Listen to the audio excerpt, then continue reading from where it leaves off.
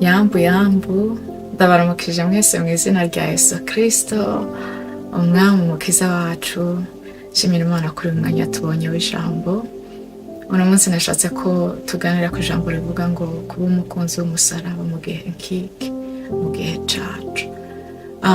Inyigisho turayikura mu magambo ya Pawulo mpereye ku gice ca 6 c'Abagalatiya umurongo wa 14. Pawulo azavuga ngo ariko njeweho sinkirata ikindi nkeretse umusaraba w'umwami wacu Yesu Kristo wanteye ko iby'isi bimbera nk'ibibambwe nanje nkabera iby'isi kubambwe.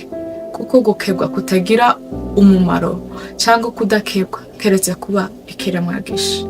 Ahangaha niho nshatse guhagarara byerekeye akamaro k'umusaraba mu gihe cacu, kumenya umusaraba wa Yesu mu gihe cacu n'akamaro kayo, tugasobanukirwa impamvu tugomba kuba abakunzi b'umusaraba. Umusaraba tuboneramo ibintu byinshi. Niwo wazanye Yesu. Kubw'umusaraba wa Yesu Kristo twababariwe ibyaha byacu. Kubw'umusaraba wa Yesu Kristo yatwunje n'Imana. Kubw'umusaraba twabaye abaragwa. Kubw'umusaraba turi abana b'umuco. Kubw'umusaraba turi ubwoko Imana yiremera. None shaka ko tuganira kuri iki kintu cyo kuvuga ngo kuba umukunzi w'umusaraba mu gihe cawe bisa gute. Twitije aya magambo ya Pawulo aravuga ngo ariko njewe ngo sinkirata ikindi, nta bundi butunzi, basically nta bundi butunzi, ariko njewe sinkirata ikindi keretse umusaraba w'umwami wacu Yesu Kristo ngo wanteye, hari icyo wakoze, wanteye ko iby'isi bimbera nk'ibibambwe, nta kamaro kibibonamo, nta gaciro kabirimo. Umusaraba wa Yesu Kristo wanteye ko iby'isi bimbera nk'ibibambwe nanje nkabera iby'isi kubambwe. Nanje hari cambayeho, uwakera yarapfuye ku buryo nahindutse isi n'ibyayo bimbera nk'ibibambwe. Naje mbibera nk'ubambwe ku buryo bitanyafekta, bitangiraho imbaraga, ntabibona ngo nabyo ngo bimbone. Akongera akavuga ngo kuko gukebwa kutagira umumaro ariko ikufite niki ngo cyangwa kudakebwa ngo ariko igifite umumaro no guhinduka. Paul bahashaka kuvuga ngo igifite umumaro no guhinduka ni kiremwa gisha. Kavuga ngo gukebwa kugira umumaro ngo cyangwa kudakebwa nkeretse kuba ikiremwa gisha. Nibyo bifite uburemere, nibyo bifite akamaro mu gihe cawe. Kuba ikiremwa gisha bifite akamaro. Tuba abakunzi b'umusaraba twemera imbaraga za Yesu zafashe Pawulo wagwanyije itorero, arari persecutor, ariko arahumuka. Imana amaze kumwiyereka aba umukunzi w'umusaraba, arawubabarizwa, agenda ingendo nyinshi, aratukwa, aja muri prison, ariko yanga kwihakana Imana. Mu mwami wacu Yesu Kristo yamwiyeretse, imukura iyo yarari, imwereka ubwiza bwo kuba umwana w'Imana, imwereka ububi bw'uko yarateye. Akavuga ngo sinjuriho ni Kristo murinje, ngo ubuzima bayeho ngo nubwo kwizera kubera icyo Yesu yakoze. Akavuga ngo sinjuriho ni Kristo murinje, ndi kiremwa gisha. Nsubiyemo yavuze ngo gukebwa nti kugira umumaro cyangwa kudakebwa ngo keretse kuba ikiremwa gisha. Ariko njeweho sinkirata ikindi keretse umusaraba w'umwami wacu Yesu Kristo wateye ko iby'isi bimbera nk'ibibambwe. Sinkibona mu by'isi icyo norutisha iki Imana. Sinkibona mu by'isi icyo ntandukanya nayo. Urebye mu buzima busanzwe, iyo umuntu ataramenya Imana gupanga ibintu mu buzima bwiwe ntago kurebera cyane kuko Imana ishaka, ntabasha kugenza Imana inama, ntatekerereza mu bushake bw'Imana. Ariko iyo twahindutse, Pawulo azongera kandi akabivuga mu Baroma mu igice ca 12 akavuga ngo ntitwishushanye n'abikigihe, ngo ahubwo duhinduke bashe mu mitekerereze yacu, ngo niko kuramya Imana kwacu gukwiriye.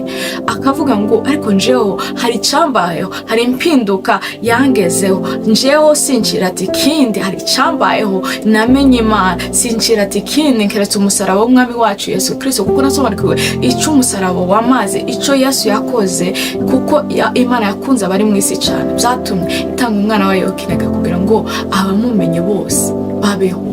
Aravuga ngo hari cyamubayeho, jewe sincira ati kindi keretse umusaraba, kuko mu gihe ca Pawulo wenda yari kwirata ubwenge bwiwe, kuko yari umuntu wize ufite ubumenyi mu gihe ciwe, ariko ngo ntacira ati kindi, ngo ahubwo keretse umusaraba w'Umwami wacu Yesu Kristo, ngo kubagiriki umusaraba ngo n'ubupfu, ariko kubarimbuka n'ubupfu, keretse umusaraba w'Umwami wacu Yesu Kristo niwe nirata, wateye ko iby'isi bimbera bw'ibibambwe, nanje nkabera iby'isi nk'ubambwe, nanje nabiburiye uburyo, kuko gukebwa kutagira umumaro.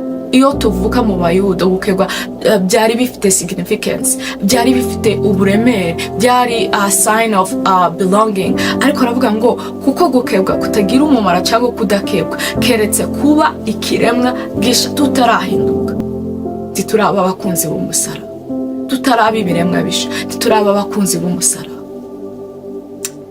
Paulo aza yandika mu gitabo mu Batesalonike ba kabiri, akandikira bera ababwira ngo ariko ngo bene data bakundwa n'Umwami wacu Yesu Kristo, dukwiriye kubishimira. Kubera iki dukwiriye kubishimira Imana iteka? Kuko uhereye mbere na mbere, ngo kuko uhereye mbere na mbere Imana yabatoranirije agakiza,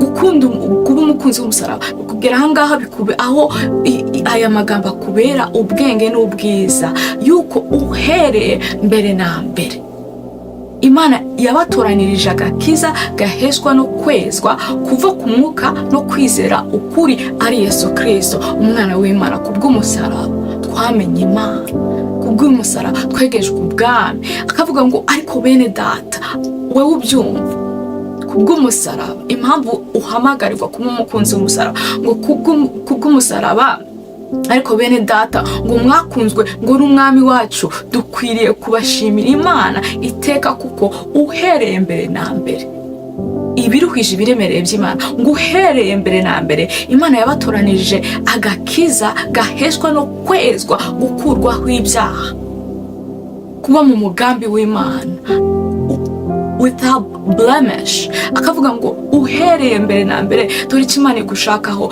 Imana yabatoranirije agakiza gaheshwa no kwezwa kuva ku mwuka no kwizera ukuri. Ukuri ninde? Ni Yesu. Yesu azavuga ngo ninje kuri, niwe muco w'isi, kandi umuco umurika ahari umwijima bugaca.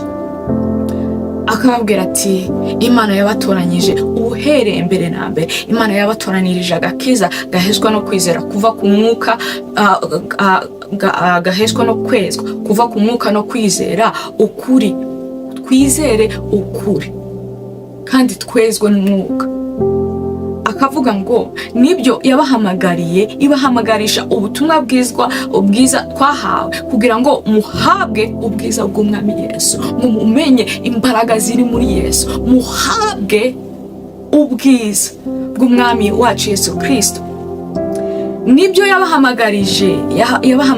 ibahamagaje ubutumwa bwiza, ijambo ryayo, kugira ngo muhabwe ubwiza bw'Umwami wacu Yesu Kristo. Impamvu umuntu aba umukunzi w'umusaraba nuko yageze ahantu ahabwa, yerekwa, asobanukirwa, Imana imuhumura kumenya ubwiza buri mu mwana wayo yakunze, kugira ngo nje nawe tuve mu mwobo, nje nawe tuba abaragwa b'ubwami, nje nawe twimuke, nje nawe tube ikiremwa gisha. Aravuga ngo ngo nibyo yabahamagariye kwezwa ngo no kuba mukuri kubwo kwizera, nibyo yabahamagariye, ibahamagaje ubutumwa twahawe kugira ngo muhabwe ubwiza bw'umwami wacu Yesu Kristo. Nuko rero bene data muhagarare mushikamye, muhagarare mutanyeganyega, muhagarare mukunze Imana rutavayo, muhagarare mwarihaye Imana. Amaherezo ni mu Mana, mu biganza byayo. Amaherezo ni iki gushaka ubwiza n'ubutunzi, ubwenge, naho wakagombye guhagarara ni ukumenya yuko Imana hari iki gushakaho, nuko wezwa kandi ukamenya ukuri, kandi uko kuri yarakuduhaye, nibyo yaduhamagariye, ibahamagaje ubutumwa twahawe.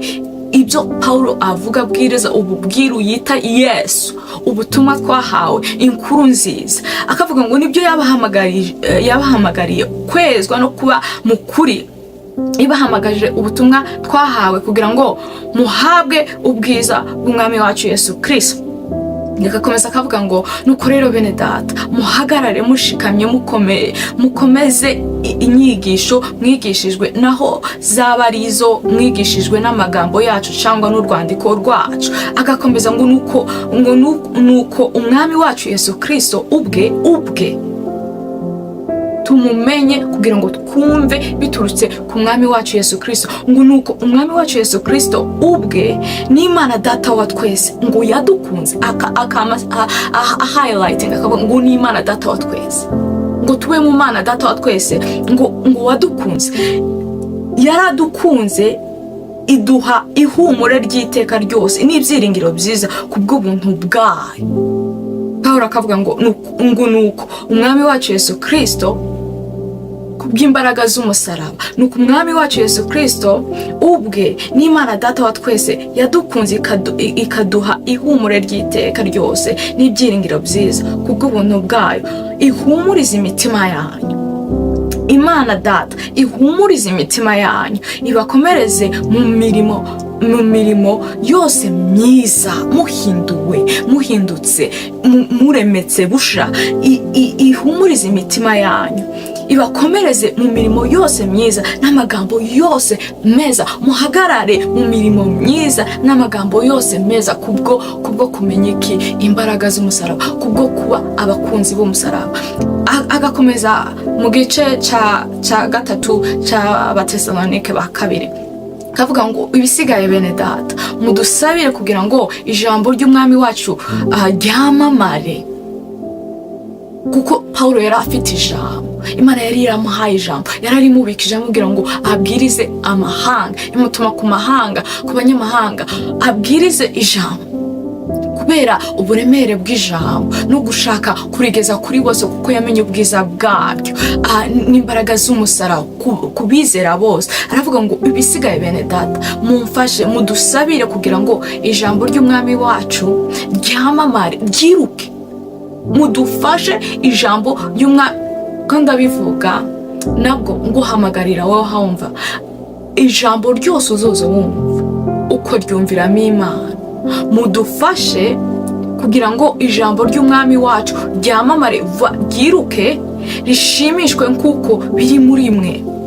Akavuga ngo kandi ngo dukire abantu babi b'ibigoryi, kuko kwizera kudafitwe na bose. Ngo nuko kandi ngo dukire abantu babi b'ibigoryi, kuko kwizera kudafitwe na bose.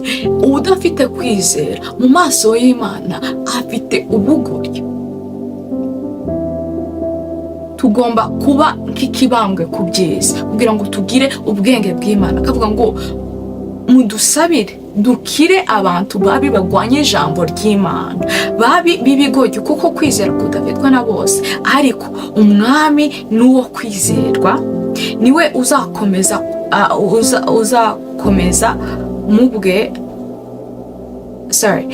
Ariko umwami n'uwo kwizerwa, niwe uzakomeza mwebwe abarinde umubi. Kandi ibyanyu tubyiringijwe n'umwami yuko ibyo dutegetse mubikora kandi muzaja mubikora. Akavuga ngo umwami, ahangaha narakunze cyane nawe ndahagutuye. Azavuga Paulo akavuga ngo harimo ubwira bukomeye, akavuga ngo umwami ayobore, ari ushorera, umwami ayobore imitima yanyu, ayerekeze ku rukundo rw'Imana, kugira ngo uhinduke koko bibe ibintu biriho, bibe ibintu Imana izi nawe wasinyiye. Akavuga ngo umwami ayobore imitima yanyu, ayerekeze ku rukundo rw'Imana no kwihangana kwa Kristo. Umwami ayobora imitima yanyu, ayerekeze ku rukundo rw'Imana no kwihangana kwa Kristo. Iki kintu ndakigusabiye mwene data, umwami ayobore imitima yanyu, ayobora umutima wawe, awugeze ku Mana, amavi apfukame, ururimi rwature ko ari umwami, uba umukunzi w'umusaraba mu buryo bwose. Umwami ayobore imitima yanyu, ayerekeze ku rukundo rw'Imana no kwihangana kwa Kristo. Ndashimiye Imana kuri uyu mwanya tubonye w'ijambo mutoya, ariko ijambo ry'Imana rirakomeye, kandi Imana iduhamagarira kurimenya mu bwuzure bwayo, in its fullness, the whole counsel of God, mu ijambo ryayo ryose, uko ryuzuye Bibiliya no mu bwiru bwayo, ibyo umwuka agenda guhishurira, uko uryumvishije, uko urisomye ku giti cyawe, uko usenga ikabikuganizamo. Ijambo ry'Imana ni rinini kandi riduhamagarira kuba abakunzi b'umusaraba. N'uyu mwanya tusangiye, ijambo ry'Imana riguhamagarire, rigushoboze kuba umukunzi w'umusaraba, ushize amanga, uvuye inyuma kandi uteye umugongo isi n'ibyayo. Ndasoma ndangiza kino kiganiro, ndarangiriza ku Baheburayo igice cya 12 duhereye aho ku murongo wa mbere. Haravuga ngo nuko natwe ubwo tugoswe n'igicucu c'abahamya bangana batyo ba Paulo n'abandi bagiye bavuga Imana, babaye abakunzi b'umusaraba, barangiza ubuzima bwabo mu bwuzure mu gihe cabo, bahagaze neza. Nuko natwe ubwo tugoswe n'igicucu c'abahamya bangana batyo, twiyambure,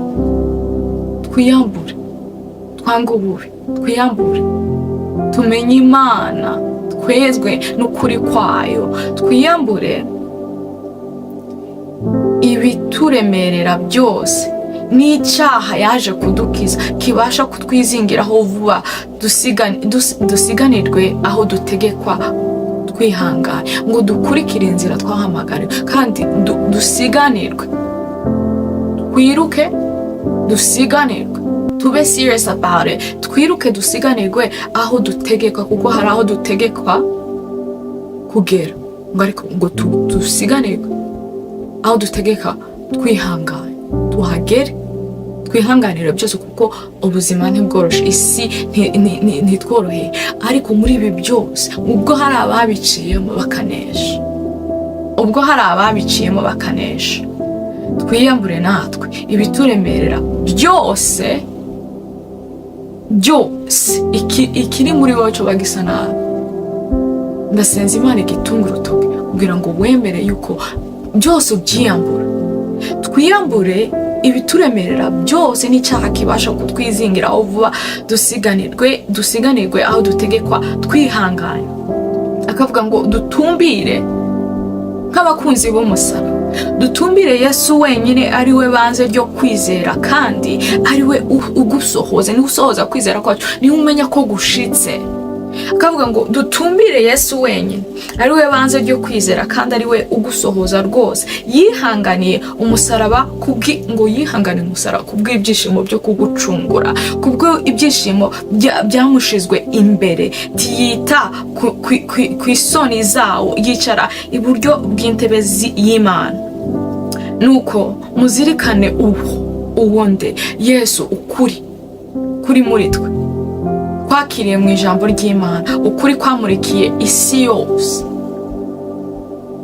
kanje mpamvuga tukaba tuguhagazemo. Imana ishimwe. Akavuga ngo dutumbire Yesu wenyine, ari we banze ryo kwizera, kandi ari we ugusohoza rwose, yihanganiye umusaraba, kubw'ibyishimo byamushizwe imbere, tiyita ku isoni zawo, yicara iburyo bw'intebe y'Imana. Nuko muzirikane uwo wihanganiye ubwanzi ngo bw'abanyabyaha, yihanganiye ubwanzi bw'abanyabyaha bukomeye butyo kugira ngo mudacogora mukagwa isari mu mitima yanyu. Imana idukize, Imana idushoboze, Imana idufashe mu kwimenya kandi kuba abakunzi b'umusaraba kubwica umwana wayo yakoze Yesu Kristo waje kuduheza ubugingo bw'iteka, ihumure ry'iteka, ubuturo bw'iteka. Yatwemereye ubwami bwayo, turabaraganywa nayo. Mana ushimwe kuri uyu mwanya tubayemo. Ndagushima ndaguhimbaje kuri buri muntu wese ubashije gutega rino jambo amatwi. Mana ndasaba ngo ijambo rimubere umugisha. Mana ni wowe wenyine uzubwira uri mu ijambo ryawe ico buri muntu wese akeneye coba cavuzwe ahangaha. Mana ukimuganirizemo kugira ngo wiyerekane, Mana wiyerekane. Eliya yarasenze aravuga ngo ni wowe wenyine ugarura imitima y'abantu. Mana ni wowe Mana ni wowe Mana, twese tumenye ko ari wowe Mana. Buri vyo ripfukame Mana, buri akanwa kature Mana, tubabare ibyaha byacu kandi duhamagare kukumenya. Mana ushorere imitima yacu wigeze ku rukundo rwawe, tubashe gusaga, tubashe kumenya ubwiza mu bwuzure bwabwo. Mana tubashe kumenya icyo dushakaho, dusobanukiwe Mana, dukunze Mana, twemeye kutuyobora. Uduhindurire imitima Mana, uduhindurire ubwenge Mana, twongere kukumenya Mana, bitureme mu izina rya Yesu Kristo. Asante.